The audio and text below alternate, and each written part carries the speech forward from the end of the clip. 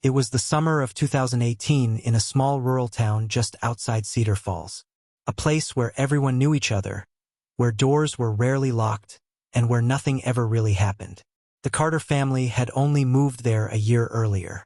Daniel Carter, a mechanic by trade, had taken a job at a local repair shop owned by a man named Victor Hale. Victor wasn't just a business owner, he was a figure of authority in the town. Wealthy, influential, and deeply respected by most, but quietly feared by a few. Daniel, on the other hand, was the opposite. Soft-spoken, reserved, the kind of man people overlooked. He lived with his wife, Elena, and their 2 children, 9-year-old Sophie and 6-year-old Lucas. They kept to themselves, but those who knew them described them as kind. Almost too kind. At first, things seemed normal. Daniel worked long hours at Victor's shop. Elena volunteered at the local school. The children adjusted quickly, making friends and settling into routines. But over time, something began to shift. It started with small things.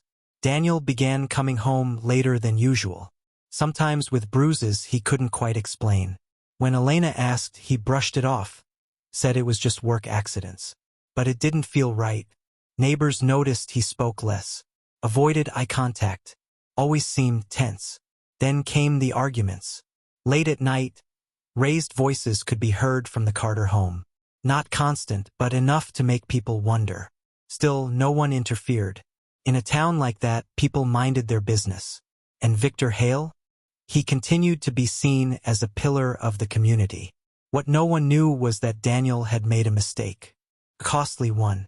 Months earlier, while working at the repair shop, Daniel had stumbled onto something he wasn't supposed to see. Financial records hidden inside one of Victor's private offices. At first, it didn't make sense. Large sums of money, unaccounted for. Transactions that didn't match the business. But the more he looked, the clearer it became. Victor Hale wasn't just running a repair shop. He was laundering money, and Daniel had seen it. At first, Daniel tried to ignore it. He needed the job, needed stability for his family. But Victor knew. Men like Victor always know. And once he realized Daniel had seen too much, things changed. The long hours became mandatory. The pressure increased. And the threats, subtle at first, began to surface. Some things are better left alone, Daniel. You've got a family, don't you? Daniel was trapped. Speak up and risk everything. Stay silent and lose himself. But what Victor didn't expect was Elena. Elena Carter was not loud, not confrontational, but she paid attention. She noticed the bruises, the silence, the fear in Daniel's eyes when Victor's name was mentioned. And slowly, she began to piece things together. Late at night, after the children were asleep, she started asking questions Daniel couldn't answer. Until one night, he did. He told her everything. For a moment, there was silence. Then something shifted. Not fear. Don't panic. Resolve. Elena understood something Daniel didn't. Men like Victor only have power as long as people stay afraid. And she refused to stay afraid. Over the next few weeks, Elena did something no one expected. She began documenting everything. Quietly, carefully. Phone recordings, photos, copies of documents Daniel managed to access. She built a timeline, a case, piece by piece. Daniel was hesitant, afraid, but Elena pushed forward, because she knew this wasn't just about them anymore. Then suddenly, everything went quiet. No more late-night arguments. No more visible tension. The Carter family seemed normal again. Neighbors noticed the change. Some even said Daniel looked lighter, happier. And then, they were gone. One morning, Daniel didn't show up for work. Victor reportedly brushed it off. Probably just took time off. But Elena didn't show up at the school either. And the children never arrived at class. By evening, concern began to grow. By the next day, it turned into fear. Police entered the Carter home. What they found was strange. No signs of forced entry. No struggle. No blood. Just an empty house. Beds neatly made. Dishes clean. It was as if the family had simply left and never came back. Victor Hale was questioned. Of course he was. But he remained calm, cooperative. He had influence, connections, and no evidence linked him to anything. At least not yet. Days turned into weeks. The case began to stall. Rumors spread. Some said the family ran away. Others believed something far darker had happened. But then, a break. A package arrived at the local police station. No return address. Inside, a flash drive. And a note. 3 words. Handwritten. Look closer. What investigators found on that drive would change everything. Audio recordings. Photos. Financial documents. Names. Transactions. Evidence far beyond anything they had imagined. And at the center of it all, Victor Hale. But here's the part no one expected. The final file on that drive wasn't evidence. It was a video, recorded by Elena. Calm, steady, unafraid. She looked directly into the camera and said, "If you're watching this, then we're already gone." The room fell silent as investigators watched, because what she said next would turn the entire case on its head and reveal that the Carter family hadn't just disappeared. They had planned something far bigger than anyone could have imagined. And just before the video cut to black, Elena smiled, not out of fear, but certainty. The question is no longer, what happened to the Carter family? The real question is, what were they running from, and what were they running toward? Because sometimes, the people you think are powerless are just waiting for the right moment to take control. Some disappearances are accidents. Others are escapes. But in rare cases, they are something else entirely. A move. A calculated step in a plan that had been unfolding long before anyone realized it. And as investigators sat in silence, staring at the screen, one thing became painfully clear. The Carter family hadn't just vanished. They had prepared for this. The video resumed. Elena Carter remained calm, her voice steady, almost unsettling in its certainty. "If you're watching this, then it means Victor has already realized we're gone." And that's exactly what we wanted.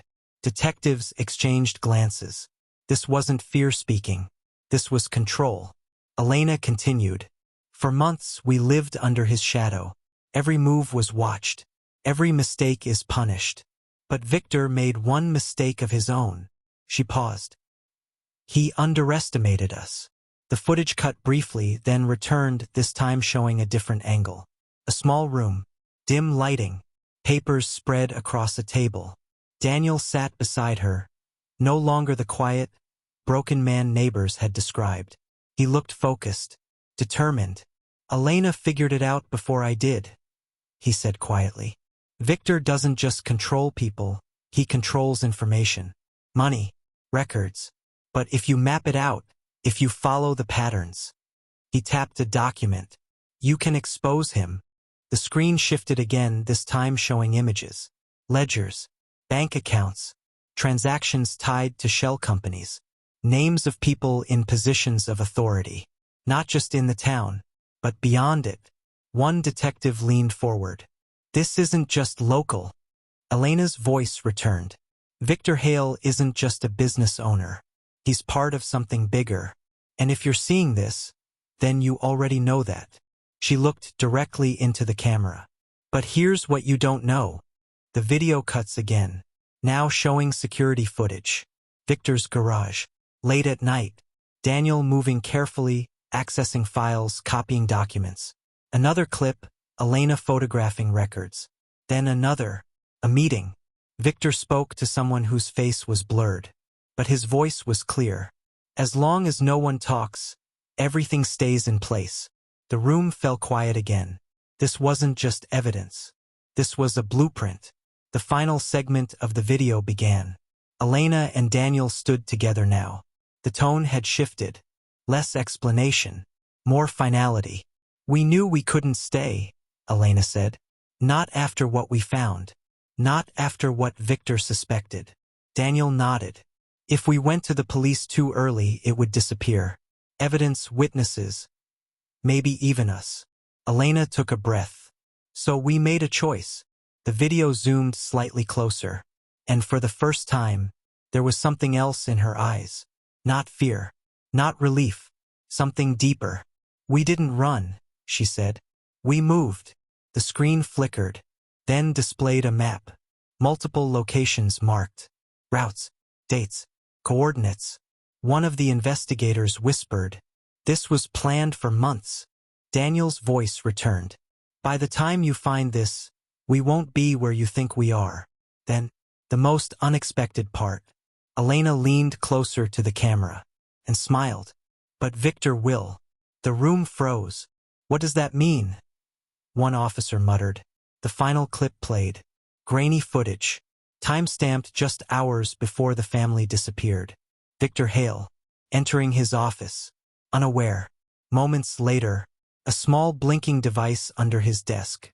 Then darkness. The video ended. No explanation. No follow-up. Just silence. Within hours, everything changed. Authorities moved quickly. Search warrants were issued.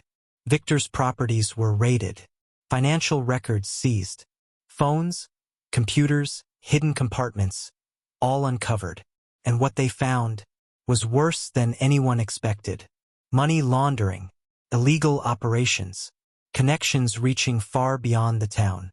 Even whispers of names no one dared to say out loud. Victor Hale was arrested.